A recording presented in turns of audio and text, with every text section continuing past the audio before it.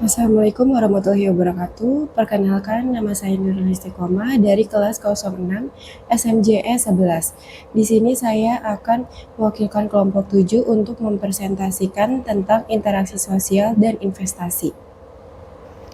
Interaksi sosial dan investasi. Dasar-dasar interaksi sosial dalam bisnis. Definisi interaksi. Interaksi adalah aksi untuk menjaga hubungan bisnis. Ciri-ciri interaksi. Menurut Charles Pellomis, interaksi melibatkan dua orang atau lebih, menggunakan simbol, terjadi dalam waktu tertentu, dan memiliki tujuan harapan. Tujuan interaksi terjadi karena kesamaan tujuan seperti imitasi, identifikasi, sugesti, motivasi, simpati, dan empati. Bentuknya bermacam-macam, dari asosiatif hingga disosiatif. Selanjutnya ada dasar-dasar investasi dalam bisnis. Investasi adalah kegiatan menanamkan modal dengan tujuan untuk mendapatkan keuntungan di masa depan. Jenis-jenis investasi. Yang pertama ada investasi jangka pendek, seperti tabungan, deposito, reksadana, pasar uang. Yang kedua, investasi jangka panjang, yaitu ada saham, obligasi, properti, emas. Tujuan investasi, menjaga nilai kekayaan dari inflasi, mendapatkan penghasilan pasif, menyiapkan dana pensiun atau kebutuhan masa depan. Selanjutnya ada implementasi interaksi sosial dalam investasi. Yang pertama, teori niat berperilaku. Perilaku manusia bersifat individual, didasarkan pada akal sehat dan informasi yang tersedia. Konsepnya mencakup sikap berperilaku dan norma subjektif. Yang kedua ada modal sosial. Interaksi sosial didasarkan pada kesamaan tujuan, menciptakan ikatan sosial dan jaringan.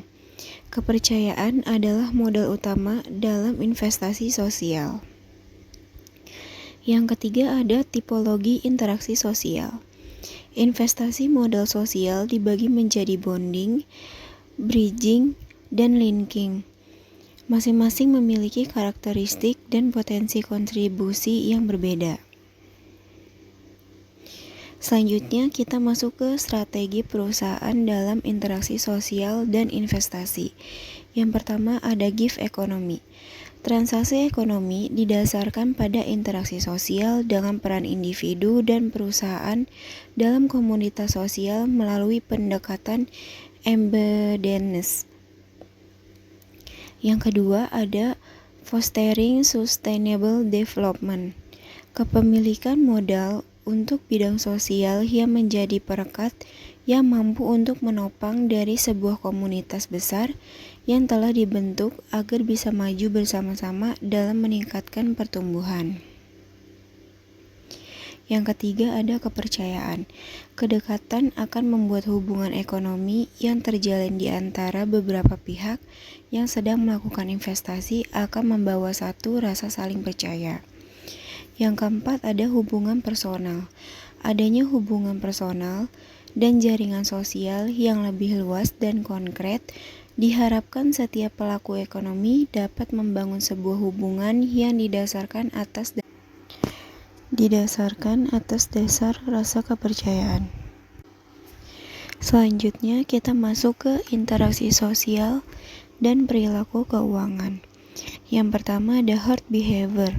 Interaksi sosial adalah sumber herd behavior, mendorong investor mengikuti tindakan investor lain dan meniru keputusan investasi kelompok dominan. Yang kedua adanya faktor eksogen. Perilaku keuangan dipengaruhi faktor endogen atau genetik dan eksogen, interaksi sosial, budaya, gaya hidup, dan regulasi. Studi perilaku keuangan dilakukan pada dampak interaksi sosial. Yang ketiga ada literasi keuangan. Literasi keuangan adalah kemampuan mengelola keuangan, membuat keputusan cepat dan tepat. serta meningkatkan kesejahteraan individual dan sosial. Yang keempat ada gaya hidup. Gaya hidup adalah hasil interaksi sosial yang mempengaruhi perilaku keuangan, terutama dengan perkembangan media sosial yang mempermudah peniruan.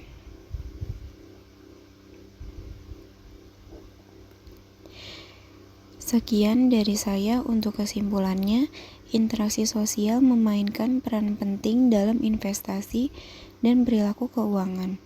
Memahami dinamika ini dapat membantu kita membuat keputusan yang lebih baik dan mencapai tujuan keuangan yang berkelanjutan. Langkah selanjutnya adalah terus menggali topik-topik penelitian yang relevan serta menerapkan strategi yang memanfaatkan kekuatan interaksi sosial untuk mencapai kesuksesan dalam investasi dan bisnis.